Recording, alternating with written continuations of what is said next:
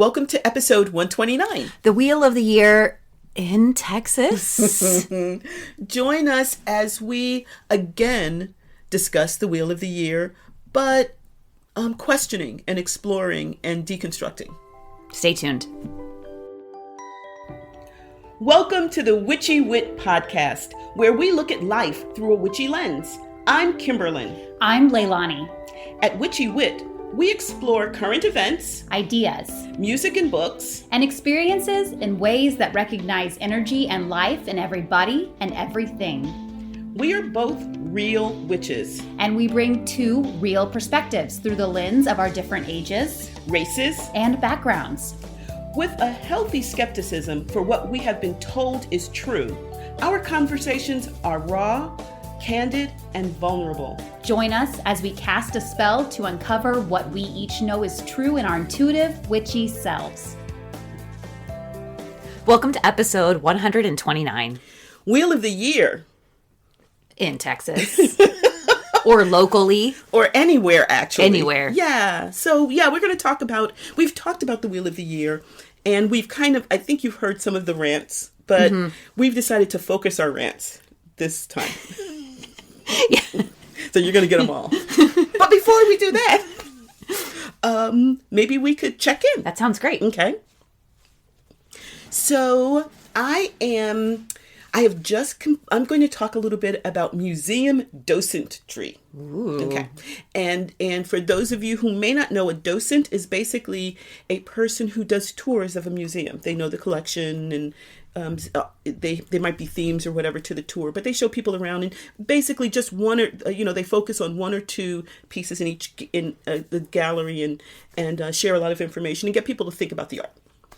So I just completed a almost year-long program at our local contemporary art museum, which is really, really dear to my heart. And I'm so excited about it. I was just evaluated and got checked off. So I am now officially a museum docent. That's so cool. Yeah, it's really, really cool. And one of the things that I recognize is that each time I do a tour, it's different. It depends. Like sometimes it's a school group, sometimes it's adults, college, and it can be any sort of kind of permutation. But one of the things that I am loving about this is that I love museums. I love art. I don't think, in the past couple of decades or so, I just haven't had a whole lot of time to really indulge myself in that. And so by going through the course, first of all, it's like really brushing up my art history, which I appreciate it, but I'm really getting to know the collection at this museum. And it's almost like it's a home for me. Like, when someone will say something, I'll say, oh, no, we don't have that. But maybe if we go to this gallery, we can see something that's similar or has a similar idea or something like that. And they're starting a new exhibit to honor a curator, the head curator who retired last year. And so it's a lot of things that he collected. And so they basically decimated some of the galleries to put them in this exhibit. Wow. And it's so interesting because now I'm walking through, even if I'm not looking, I can like energetically feel when they've changed an art piece. It's like, oh my God, where's the Picasso, or they've moved the Picasso, or there's, this type of thing. Where's the Mitchell? And to have that kind of familiarity with the museum is just so eye-opening. It's almost like it's like my living room and these are my artworks. Oh, it's so wonderful. And I'm around people who feel the same way. So my class, we just finished our classwork, and a lot of us are finishing up our tours and getting evaluated for our tours. And we have a chat list, and we're sharing on the chat list. And then someone's daughter had a health issue, and we're chiming in. And then someone was saying, I've got to do a tour on this guy, and I don't know much about them. And so people started sending them like their college papers. And I mean, it's just been so wonderful. It reminds me a little bit, except I can't remember, of that excitement I felt when I first discovered a group of adults who wanted to talk about music. So it's just, I'm kind of basking in the feeling of completing the program and enjoying the art. And I know that there's going to be, there have been, in terms of tours, there was one tour where I looked around and, the kids were rolling on the floor. Another kid was like trying to beat the artwork, So there's going to be times when it's not like the best thing in my life, but overall, it's such a wonderful addition to the beauty and to the things that I appreciate. Are you open to me mirroring back some things that I heard? For sure, yeah. One thing I want to mirror back is how I hear the educator in you with being with all these different ages and recognizing the different ages. And you said every time it feels like a different tour because you're... So to me, I hear the educator, like meeting the person where they are, meeting the group where they are. And I love that. Yay, thank you. And then the other thing that I want to say is like, you just are glowing. Oh, yay.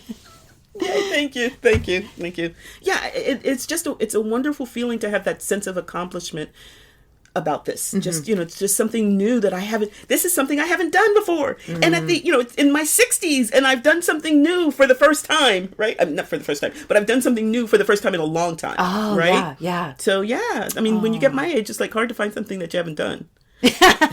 Though I'm going to put my mind to that now that I've said that. So we'll talk some more. Okay. Yeah. So anyway, that's what's going on with me right now. What about with you? Okay. Something new to me is that I bought my very first electric vehicle. Wow. Right? I knew you were sorry. I knew you were car shopping, but I just didn't realize it. And I may not have mentioned to you that I may have just like skipped over that point because I was more interested in, I was more worried about getting the car.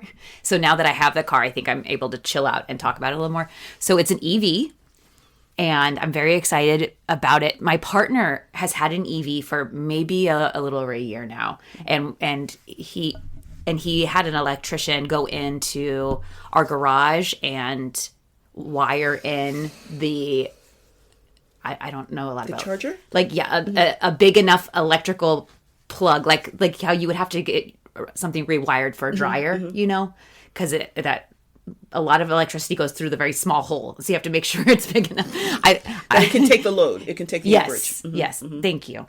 So he had the electrician come out and install that in our garage. So I already have the infrastructure at my house, and I'm already used to riding with him and seeing how it works to not use a gas station and use the charge, and that there are only certain places we can charge.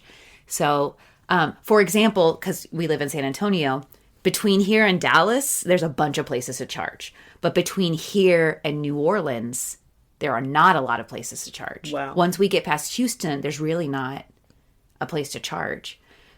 So it's also going to Big Bend, going to West Texas would be rough. So it's just an interesting new way to be thinking about driving and accessibility. And so then when I freak out, I'm like, what do you mean I can't make it to Big Bend? How often do I go to Big Bend? I've been there 3 times in my whole life. Like, calm down. Oh my God. Yeah, good point. I can, if I really need to go somewhere, I can swap my sister the car for the weekend, and she can drive. Or my car. Right, or your car. I didn't want to. I was like, don't say it. She might be. Because then I can borrow your car. Yeah. And then if I really need to go to Big Bend, I can swap my car with somebody, and it'll be fine. So I'm really excited, and I'm excited for the new adventure. I can imagine. And it's so funny. A friend of mine has a hybrid, but even with that, sometimes I'm thinking, is the car on? Is the car even on? Yeah. When my partner first got his EV, we kept walking away from it without turning it off. Because I'm used to no sound equals off, loud sound equals on. But with an EV, no sound equals always. You need to install one of those alarms that right. when you walk up when your key gets too far away. Yeah. It's like, hey, right. hey, wait. Like even a voice saying, hey, come turn me off. Right. Oh, that's so exciting. Well, when you get it, I will. I'd love to schedule a time to. I'm just inviting myself. Please. I want to ride in your car. You and Fedora can come over and hang out. Thank you so much. I appreciate that. Yay. Well, congratulations, and you'll be getting it soon in the next couple of days or so. Yeah, my niece and I are driving up to get it. The car doctor told me that my current car has 1 to 2 years left on it, so I figured it was a good time. Do it before you have to. Exactly. So that I could walk away from some deals, some non-deals. So I could walk away. And I was able to do that and to have walk away. See, you're a bargainer. I go to the one where you don't have to bargain because I suck at the story I've told myself is that I'm not good at bargaining. And the story that's been, mirrored back to me at various car dealerships is that I'm correct. Did I send you I didn't type it out in the spreadsheet. Did I send you where I wrote in my journal, I wrote down the out the door price and then I wrote down the price ranges. So I wrote down. Was this a spreadsheet? By Yeah. chance? Yeah. Of course. And I sent so if I were to get in this price window, it would be an excellent price. It would be a really good price. It would be an okay price. It would be an average price, and it would be a common walk away price. And then the walk away prices. Okay. So then I had that and then I had what they were asking for the car, and then what I suspected the out the door cost would be. That's the final amount. And then so I had that so that whenever I was negotiating, I knew where you were landing, where I was landing, and I knew where to push towards. So you're so smart. I got the excellent price. You got see. The next time you go car shopping, can I just come and just sit at the foot of the master and then just watch you do that? Because I mean, I'm at this age now. I'll go car shopping with you, but for you. But they won't know it's for you. They'll think it's for me, and we can be like wives or something. Okay, there we go. Okay, I love that idea. The last time I actually had to do a deal, it was my best friend's husband and I. Because I don't know if I'm gullible, but it's like, okay, this is the price. You can't get any cheaper than that? No. Oh, okay. I have no skills. That was one thing that my mother didn't train me to do. So, there we go. I'm accepting that. Yeah. And I cultivate friends who can do that for me. I think I lean into the white lady that has been bred into me from the beginning of my life. Oh, we can talk cultural things too, but but another time perhaps. Yes, because today we're going to talk about the Wheel of the Year in Texas. Well, or wherever. Basically, maybe we could say the decentered Wheel of the Year. I love that. Decentering the Celtic Wheel of the Year and centering. I love that. Yes, centering non-Celtic, non-white European, Northern European, non-white Northern European. Yes. So let's talk about this. Some of this is going to be a slight reiteration because I just want to make sure we're all on the same page. And the idea of the Wheel of the Year is really a neo-pagan and Wiccan framework of the 8 seasonal festivals. And so the thing about this is that celebrates the sun cycle and nature's rhythms. I got this from somewhere. Anyway, but the idea is that it connects agricultural, solar, and seasonal changes. And these festivals kind of started becoming popular in the mid 20th century. And by people who wanted to kind of facilitate a closer, a personal connection to nature. So I mean, I'm not saying, while there's a lot of overcast of it that may not necessarily be the most positive, I props to the people who are doing this work, right? Who are trying to reclaim these ideas in a place, in a time that was heavily industrial and heavily scientific, and really kind of not necessarily supportive of these ideas. Okay. Heavily, I would say heavily centered in institutional, religions that are institutionalized in ways that move knowing away from the people, and especially into maleness and into whiteness. Now and authority. Yes, thank you. Yeah, exactly. So maybe that's called patriarchy. Did we just accidentally define patriarchy and colonialism? Yeah. Okay. Who knew? Okay. So anyway, and we've talked about it. Actually, we've talked more about the Wheel of the Year, and then various episodes. Do you want to? Yeah. So I just did a quick pass through. I'm sure there's more.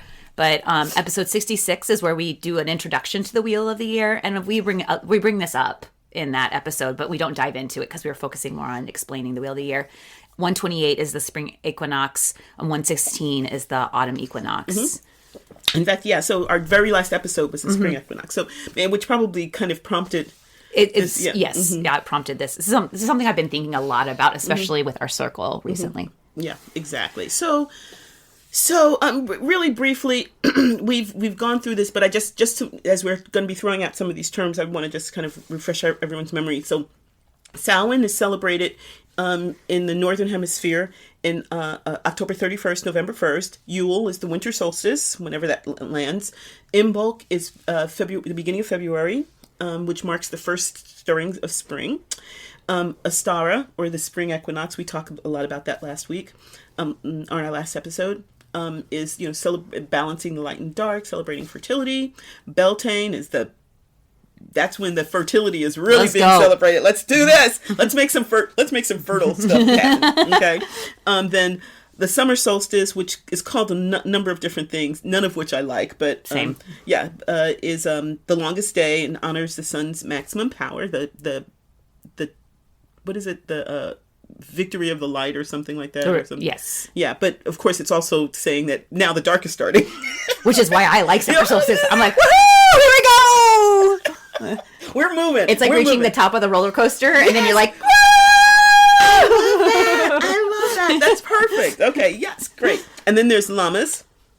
August 1st, which is the first harvest in some places. It's like the third harvest in Texas, but whatever. And the other name for it, Lunisach. Because we talked about the LUGH, and that has to do with the god Lu. With the god Lu, and when we were on the Camino, we were in Lugo. And so there's some really cool connections there. Even though I'm not a big fan of the name or the god or the holiday or the god, I do appreciate that. Well, we love the historical connection. Right? That's one what of the things. Yes, the thread that runs through a lot of my appreciation for some of these things is that there's this real, in my sense of it is that there is this real desire to connect with these ancient pagan festivals. And then there's the autumn equinox. I'm never going to use the name that people call it. Often called the second harvest in Celtic traditions. The seventh harvest here in Texas. But there we go. So the reason we're doing this is not necessarily to celebrate the Wheel of the Year, because we've done that. But now we're going to talk about some of the challenges of adopting the Wheel of the Year as a part of your practice. It's a great structure, and it has served us really, really well for years and years and years. And now as we're looking at, I'm going to eye reference, and now as I am searching for more nuanced relationship with a lot of the structures that I have used to guide my life, this is a perfect opportunity to look at this. I would agree. If I was Celtic and living in a Celtic country and was a neo-pagan, perhaps more of this structure would fit me.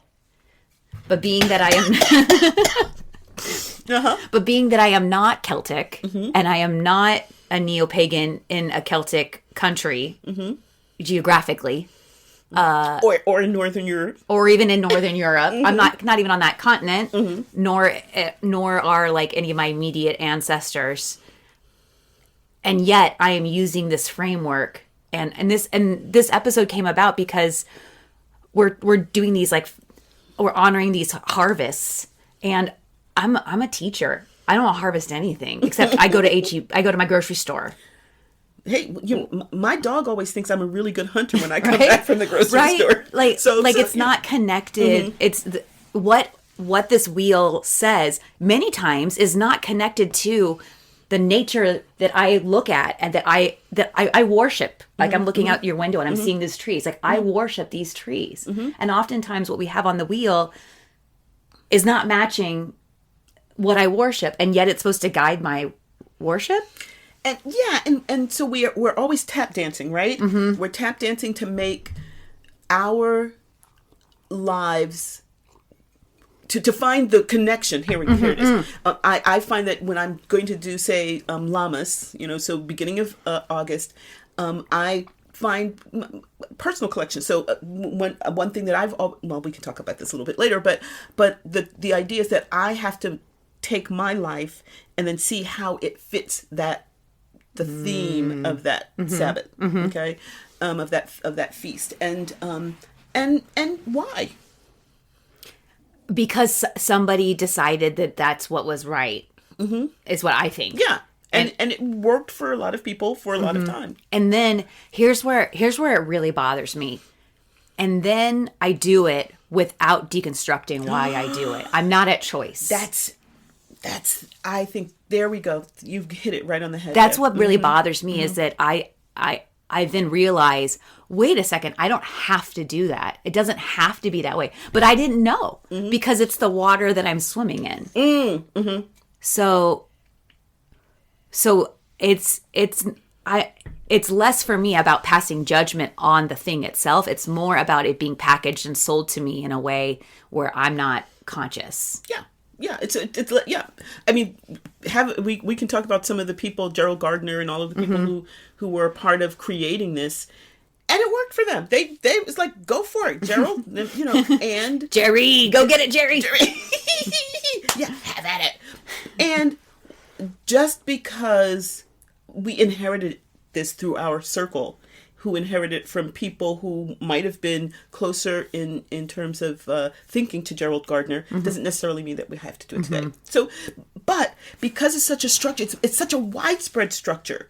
I mean, if you go on the internet and you type in the Wheel of the Year, you'll see that a lot of people use that as their guidance. And I don't have a problem with that.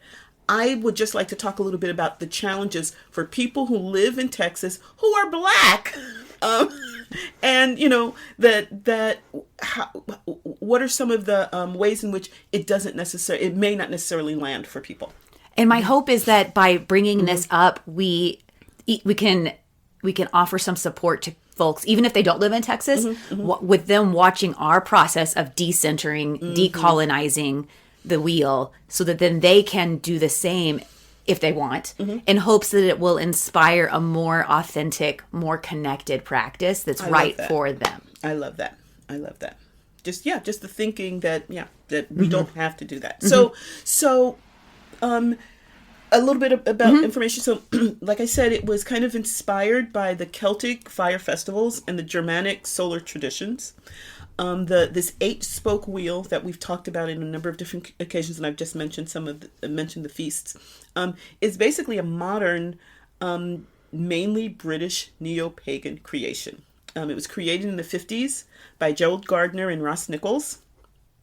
And it's not an ancient practice, though they allude to a lot of ancient practices that they may know about, they may have read about, they may see the vestiges of in many rural communities. But I think the biggest problem that the Wheel of the Year has accrued for me is that it's created this sense of authenticity, historic authenticity that really is not a part of it. Yes. Okay. So these guys did their work and they did some research, etc., but they were not historians, and they were not religious historians, which is a different thing, right? Yeah. Anyway, don't get me started. So I'm a scholar. So one of the biggest, one of the issues that for me, one of the problems of the Wheel of the Year is that it just lacks historical authenticity, and I think it's sold as. It's sold as if it does have it, and that's the big problem. And it has enough of it that, of course, that if you look into what the proponents of it says, you would say, oh yeah, that makes sense. That makes sense. But there's a lot more accrual. There's a lot more cultural misappropriation. The names, the actual events. It's just is problematic. And then there's there is this kind of misapplication, this kind of thinking that because I have done this research, I have the kind of the authority, or I have the credibility that I could just fucking make up a name. Because we don't know the name for it. So, and I'm talking about you, Mabon. Yes. So, ugh. I mean, it's just like, where the hell? I mean, this was the name Mabon for the autumn equinox was coined by Aidan Kelly in the 1970s. 1970s. 1970s historical accuracy, right? Yeah. So, yeah. but this is like Historical some authenticity. ancient practice Yeah. that, like it's just it wasn't packaged and delivered to me with that with that clarity. It was ancient practice. Yeah, like, well, we're not sure about. So there are certain areas that we're not sure about. So we just came up with this name because it's a similar name to other practice. Like if you just said that, sure, then we can say, okay, well, So other problems. Ready? Okay. Oh yes, definitely. So it's based on Northern European seasons. So again, with this practice, this attitude that just because it fits for this one area, even if we kind of missell it a little bit in some ways, a little bit is being generous, it does not align with the seasons in other areas, particularly the Southern Hemisphere. So yeah, and this is something that I've really loved post-COVID surge. I've noticed more groups, especially larger groups, who are doing more online rituals, online connecting. And so there are events that are with people all over the world. And when they're in the other hemisphere, their seasons are, it just blows my mind. Yeah. It just, I mean, time zones are hard for me to understand. Yeah. One time I landed and I took off in China and landed before I took off because of the time zone, and it like fries my brain. Yeah. But like it's hard for me to even understand that concept. But like there's a whole other hemisphere that is in a different season than we're in. Exactly. And you've been in some of those groups. Yeah.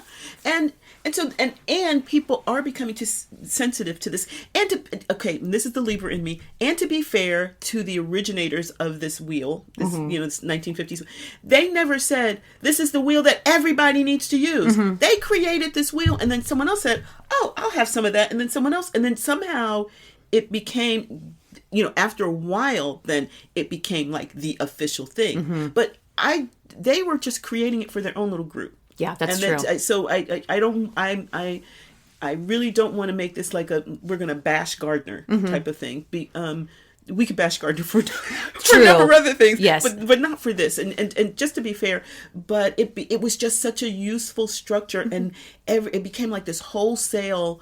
By the 60s, like I remember reading that. Maybe it was the late 60s, early 70s. A group in Golden Gate Park in San Francisco, they were doing one of the festivals. I can't remember, maybe the summer solstice or something like that. And, it was probably after the Summer of Love. So there are a lot of things, maybe it was Beltane, I don't know. Maybe there was a lot of other things that were taking place, and that's why it hit the news. But they were actually doing one of these festivals, right? So, I mean, I understand it. It's useful, and it's nice to know that somebody else did the work for you. Though you like when you cite your source, that means you evaluate your source, yes, right? Right. So anyway. But then not even, let's say it's Northern European, it's not even European, because it doesn't even reflect, like once you get past like Southern France, right? To parts of Spain where they don't have that same kind of climate. So the first, second, I mean, remember when we were, when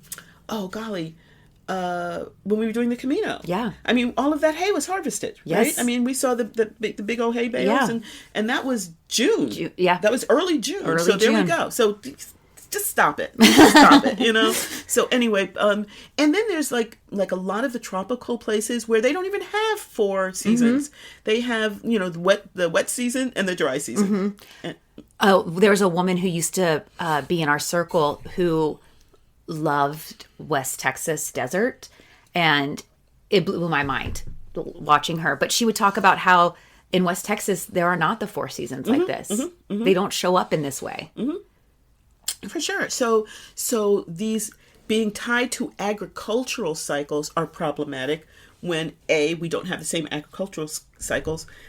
Many people live in cities, so they have no agricultural cycles. You buy stuff in your grocery store from Chile or, Washington State. So, like, you don't even know what the seasons are anyway, right? So and I can't say this enough.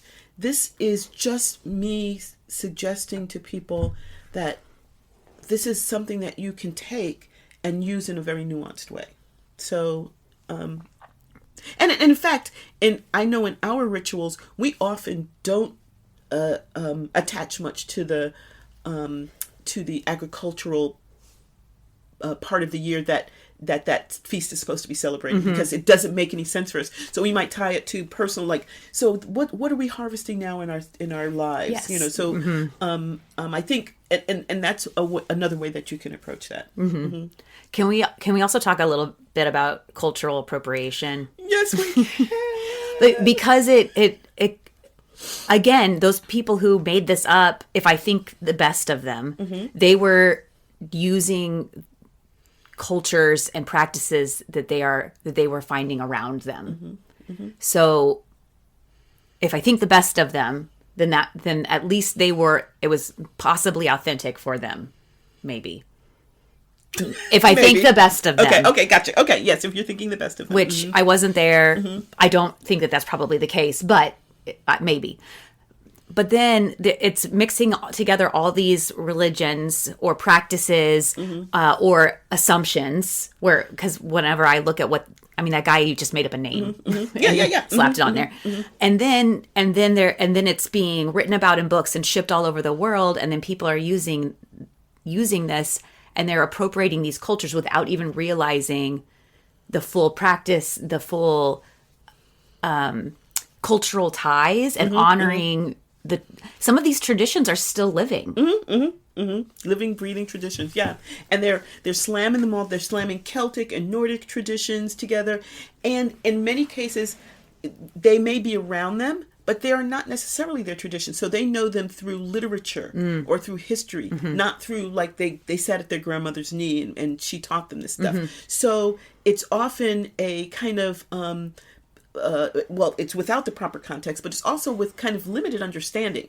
And so just, literally cherry picking various things.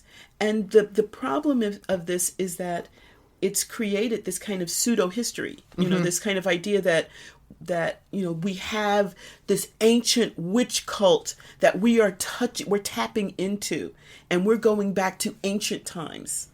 And in the ancient times, these practices may have flourished, but they weren't all slammed together. Like the Celts were not. I mean, we're not celebrating the same thing as Odinists, right? Yeah, and I really. So this is embarrassing to even say, but the Leilani joining her first coven in 2001 in the Ozarks really believed that I was practicing what people were practicing thousands and thousands and thousands and thousands and thousands of years ago. Because it was in a book. The book said so. It was in a book, and the book said so. And the people around me who, for baby witch Leilani, they knew so much more than me. And there was like a local coven that would do stuff at the park, and they really seemed like they had their shit together, and they were celebrating. Because they read the book. Litha, they read the same book. They read the same book. And I read the book, and I went and asked, "Can I come to your Samhain ritual, please?" And the fact that I'm laughing shows how stupid this whole thing is. Like, why are we calling that? Why can't we just say, the thinning of the veil? Or exactly. Like using a name that has we don't even know how to pronounce. Right. So maybe that should tell us how useful it is in our life, right? I mean, we don't use the word, so why are we... So I have something I'd love to read to us. Yes. Okay. This is from a Medium post, blog post by V. LaBianca, and this post is "Why This Witch is Ditching the Wheel in the Year 2023." And this is just an excerpt from it. Okay. But it's really I'm going to post the link in our show notes. It's a great article, and it's not, how Medium, some of it you can read, some of it you can't read. Yeah. So this is the part that you can read. Okay. It's a great post. So this is what V. LaBianca wrote. First, it is a culturally jumbled and ahistorical, as is common with contemporary witchcraft. While it is inspired by references to actual celebrations and festivals, it muddles Anglo-Saxon with Celtic practices and beliefs. Anglo-Saxons observed solar events like Yule, while Celts centered changing of the seasons, like Samhain. Can I read the next? Mm-hmm. This feels problematic for two reasons. Primarily, this is a problem because the Anglo-Saxons invaded the Celts in the 5th century CE, brutalizing them and seizing much of the land that had been left in Celtic control after Rome's centuries-long conquest. It was not a friendly relationship, and to mash these two cultures together in this way erases that very important point. Yeah. We'll come back to that. Secondarily, creating an ahistorically homogenous umbrella culture of general Western European spirituality feels uncomfortably white. Ignoring the conflicts, colonization, and Christianization that happened by and to various Indo-European groups during this period of history is to implicitly buy into dangerous narratives of white unity and supremacy. I just want to stand up and clap. I just want to, yeah. You know, or like put my arms in the air and be like, amen. I mean, just the idea that we're putting together those Anglo-Saxon and Celtic traditions because the Anglo-Saxons came in and brutally destroyed Celtic culture. I mean, it just, it makes the hairs on the back of my neck rise. And so if I was a person who was of Celtic lineage living there, can you imagine how that would feel to have the people who invaded and killed my grandma and demolished my sacred sites to have them absorb my religion, cherry pick the parts that they want, and then package it like we've been best friends this whole time?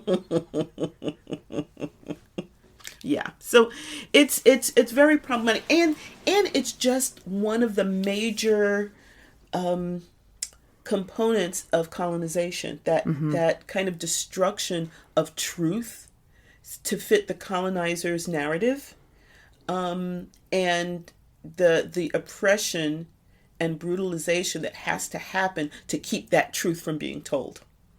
And I think I'm. So in case people haven't looked at the picture, the thumbnail that's on our podcast, I'm white.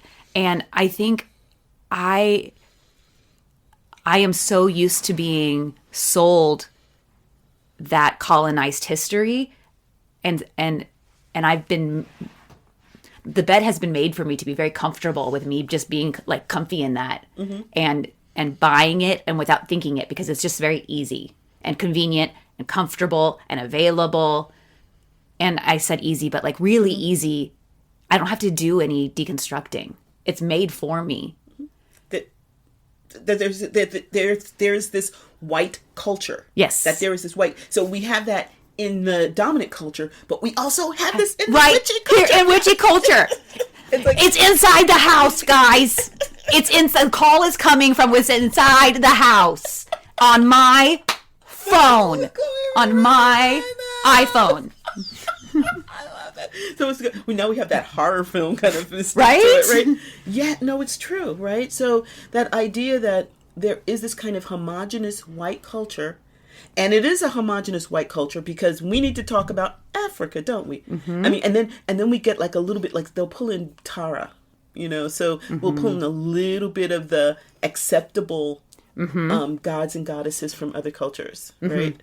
And I shudder to think of the ways in which I totally just, in our group, just, okay, you know what, we're just, someone brought this to my attention in one of my classes a couple of weeks ago, one of these global classes, how you say, okay, well, let's do a Mexican goddess, and you invite them in and then don't do anything with them. She said, that's like inviting someone to your house and then putting them in the corner while everybody else has a good time. That made me really uncomfortable. Oh, that makes me want to, I literally want to like put my head I under your sofa. I know. And I did that. I've done that. I've done that in our circle. I'm holding my hand up. I'm guilty as charged. So, but that was the that was the ethos, you know, like, oh, I'm feeling this need, so I'm just going to borrow from here. I'm feeling, you know, that goddess kind of looks kind of cute, or she's appropriate for my, Ooh. What? And, yeah. And that feels very capitalistic of Very me. capitalistic. Except we're not even paying her. It was Right. more like we were like, what did she get out of this? Okay, let's. Ouch. Oh, that makes me sad for myself. Yeah, that's the sound of a paradigm shifting over here. Yeah. Being moved by guilt and shame. Yeah.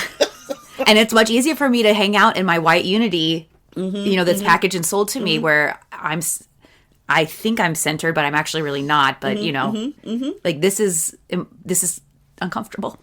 It's very uncomfortable. So you know, there's that whole the ahistorical, colonial, white supremacy angle. It's a problem with the Wheel of the Year. Let's talk about another problem. So this is a problem that I have felt, and we've been discussing in various contexts in our circle, and I have felt this since little witch Leilani in 2001 in the Ozarks. This heavy emphasis on male female polarity, and that shows up a lot in Wicca, particularly in Wicca, but in a lot of this neo-paganism.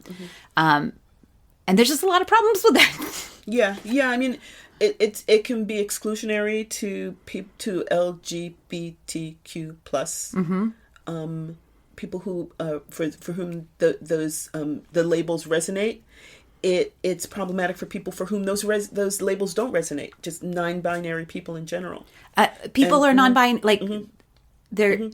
Science says that it's not. People are not binary. It's yes, exactly. You know, like it's a spectrum. It's a spectrum. So even if you're straight and cis, the world is not binary. And we've got this Athame and Chalice situation going on, and there's really so much more than Athame Chalice. We're focused on the two ends of the spectrum and totally ignoring everything else in between. And if this male female polarity, and it's about the sacred right is the union of the god and the goddess, well, then my folks who aren't engaging in cis het relationships, is their right not sacred? Because I'm watching Heated Rivalry, and that looks pretty sacred to me, and I don't see any chalices. Well, okay. Yeah, at least not in the traditional Wiccan chalices. I was gonna say. Okay. I'm gonna say people can. You haven't gotten to that episode yet. Okay, I'm only on episode 3, y'all. I'm really late. I'm months late. You're on time. You're on time. So, but you know, that whole again, to me, that is still that male female binary polarity is still a function of patriarchy. It's still a function of colonization. It's still a function of these authoritarian regimes and their attempts to control how we live our lives, right? And so even though, I can't say this enough, even though that was not the intent, remember we always talk about intent and impact, right? Yes. So even though that was not the intent of the originators of this, that is what has happened because of this wholesale adoption of this as the way to celebrate. So those are the problems. Let's take a moment. I'm going to take a sip of water. You have some tea. So, okay. When I was a teenager, I did a lot of things that I was embarrassed of. That's what the teenage years are right? for. And intent is different than impact. And boy, I was intent on figuring things out, and my impact was not great sometimes. So I look at this as painfully awkward. And we can't even blame it on being a teenager. Right? No, and I was not a teenager. Couple of years ago. Right? And if I can hold myself with love and recognize and take responsibility for my impact and deconstruct, there is some really powerful stuff in here that I want to keep. So in some ways, I am grateful to these structures. I want to be in control, though, of understanding and dismantling them and centering and rightfully centering the things that need to be centered. Exactly. And I love that. And what we're moving towards now is this idea of what can we do as individuals or circles or covens that reflects our experience of the world and maybe of the sun and the moon. Excuse me, I'm burping that water, that the aforementioned water. And so that it's it's a wheel that's authentic, that reflects the things that are milestones maybe in our year, or that reflects where we are going, or maybe aspirational, right? And so because of, I was kind of doing a little Googling in because I was supposed to be doing other stuff. But anyway, I was Googling it, thinking about our, doing some stuff in our outline. And one of the things I've noticed is a number of different practitioners who are creating their own wheel, a local wheel. So it reflects maybe, the agricultural stuff that's happening in your area, if you swing that way. I mean, like if you live in New York City, not a whole lot of agricultural stuff, so something that reflects what the passage of time for you, if that is even a thing that you want to celebrate. Like, it doesn't have to be, okay, now we're in this season, now we're in that season. It could just be, okay, I'm moving from a period of growth or questioning to a period of exploration. So the idea of creating a local wheel is I think a useful way of just being aware and thinking and questioning and exploring and figuring out what is right for you. The small farm town that I went to high school in had a Founders Day celebration every year, and it was huge. And I say huge in the context of a small farm town. Yeah. And, it was huge. And when I think back to that, like, that is a local celebration. Fiesta in San Antonio, which in itself is problematic. But if we think about it, these things are available to us. These cultural connections that are local and that enrich our lives. We outsource them to this like overculture that doesn't actually reflect who we are.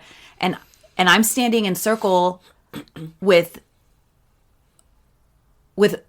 folks who speak Spanish, and I'm wondering, why don't we ever do ritual in Spanish? Why do we always do ritual in English with Celtic holidays whenever I'm in San Antonio? I'm literally in a place that used to be Mexico, and then before that it was indigenous folks, and yet we're celebrating Litha? Litha? I don't even know how to say it. Yeah, it doesn't matter. It doesn't. Because we'll never say it again after this episode. Hopefully. Yeah. So one of the things I found is a number of different, like I read the excerpt from the La Bianca post, but then blog post, but then there's another author, Mark Green, who has a template. Actually, you can go and I'll put the link in the show notes, but where he has created his own Wheel of the Year. And I think he based it on someone else's. He acknowledges it in his article. I can't remember. But so, for example, what we would what in the Celtic Wheel of the Year is called Imbolc. So in February 1st, he calls it brightening. Love that. So there's different ways, and if you want if you want to be able to celebrate seasons or the passage of time in your year, I would recommend you just download that template and then see how that lands for you. See what you would create for that. Okay. But I'll put the link both to his wheel and the template in our show notes. I think it's just super. I think the questioning is valuable because then you might decide, you know what, they're not like totally appropriate for Iran, but I really like the Wheel of the Year. Go for it. But I'm going to just recommend that after you've thought about it, that if you think about it. Can we talk about? So, because I like what you just said about like just think about it, just consider it. So what if we considered it? And I would say as a circle right now we are considering we are it, actually, which is really powerful. Yeah. And hard. It's hard and cringeworthy because we like we just So I mean, but to grow, you have to look back at the things that when you're not operating from your best self, and then figure out what you're going to work on and make brighter and shinier. So what it just from where you're sitting right now, what are some of your thoughts about what it would look like for you? I was gonna say, I actually jotted something down. Thank you. I was like, oh my gosh, you put me on the spot. But yeah, so one of the things I was thinking, and actually I did this a few years ago on the first full moon after the winter solstice. I just went outside and, thought about that as, okay, so this is, we're moving towards the light, and this is my first, there's the sun, but you see the sun every day, but the moon only happens over the course of the month. And so this was like a reinforcement at night of what goes on during the day. And so I think I did a full moon ritual, and now I might give it a name or something like that. But or I might just decide to celebrate the moons. I might just leave the agricultural calendar and the sun behind, and then just do the moons. And that would be, like a year of the moons. I'm seeing some, okay, I have to give that some thought. So that might be something that I think would really resonate for me. And next year I might do something else, but it would allow me to maybe grow and to build upon each one, because I love the idea of, not just I've celebrated that. Let's move on. Now, next month, we're going to celebrate this. I like the idea of, so I did this. Now, how can I build on that? How can I allow that to continue to influence my life as I move into another stage? So, the moons. Thank you for, yeah, okay. What about you? I'm not surprised that we're similar. Okay, and this is, again, me being very vulnerable. So I am a priestess. I do not even know the names of the cross quarters. Of the tradition. Like every year, whenever we sit down and we plan our rituals, we do, for the year, people are always like, okay, who's going to do Litha or whatever? And I'm like, when is that? That's how disconnected I am from it. Yeah. I mean, so for me, I find, and I've said this a lot on our episodes, I find a lot of sacredness in the equinoxes and solstices. Like I'm making the tea right here. I find those to be very powerful because they're directly connected to nature. I can totally get rid of the agricultural stuff because I can go to HEB, our local grocery store, and buy an apple any time of the year. Yeah. So I'm pretty disconnected from the agricultural cycle. I am into the seasons, but the seasons as they appear here.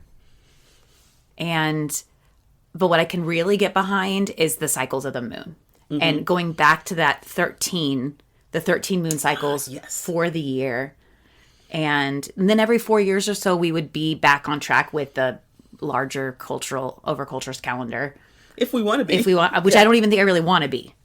So, and then I've also been thinking a lot about one of the women that we had on our podcast, Kimberly, who's the pagan feminist astrologer.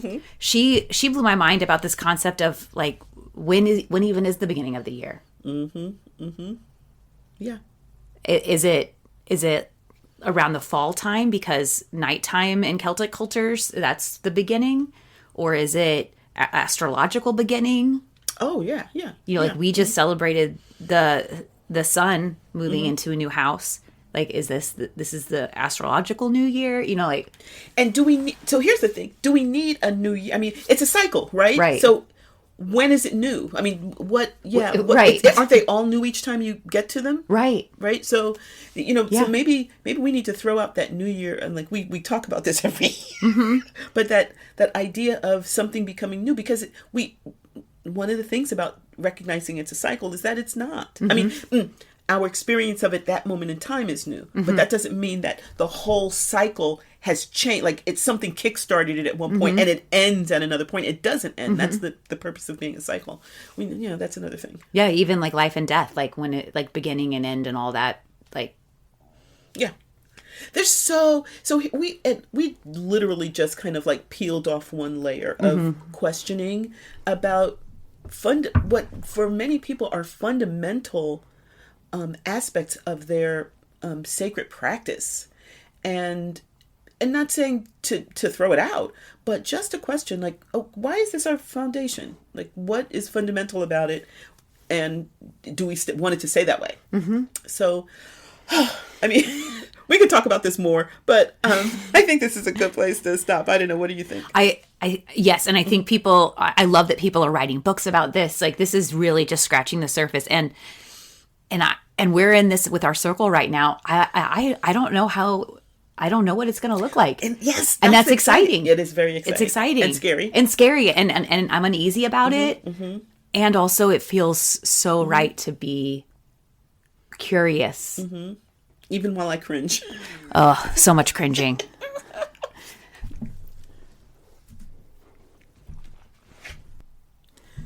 So our poem is by a poet that I've loved for years, and I think we might have actually used this poem before, but it's evergreen, and I don't remember it. So let's start from there. It's Wendell Berry, who is magnificent poet, writer, writes about ecological sustainability. Has actually lived, I think, may have had a commune or something, but definitely lived in a way that was where he had the smallest ecological footprint as possible, and just a brilliant writer. So I highly recommend Wendell Berry. And it doesn't have a title, but it's about the circles and cycles of our lives. Within the circle of our lives, we dance the circles of the years, the circles of the season. Within the circles of the years, the cycle of the moon. Within the circles of the season, the circles of our reasons. Within the cycles of the moon. Again, we come and go, changed, changing. Hands join, unjoin in love and fear, grief and joy. The circles turn, each giving into each, into all. Only music keeps us here. Each by all the others held, in the hold of hands and eyes, we turn in pairs that joining, each to all align. And then we turn aside alone, out of the sunlight gone. Into the darker circles of return.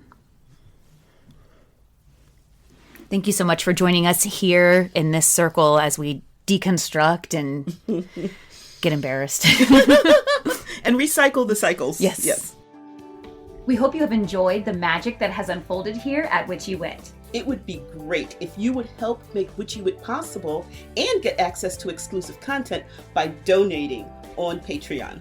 We'd love it if you join our Witchy community and enjoy shareable content on Instagram, Facebook, and YouTube. Would you do us a big favor and support us by rating and reviewing us wherever you get your podcasts? It's free and helps witchy folks find us. Feel free to email us at witchywitpodcast@gmail.com. We love to hear from our community. Reach out and let us know what's brewing in your cauldron. New episodes are released every second and fourth Friday. Follow us on your favorite podcasting platform so our episodes go right to your playlist. You can listen as you ride your broom. Stay witchy, y'all!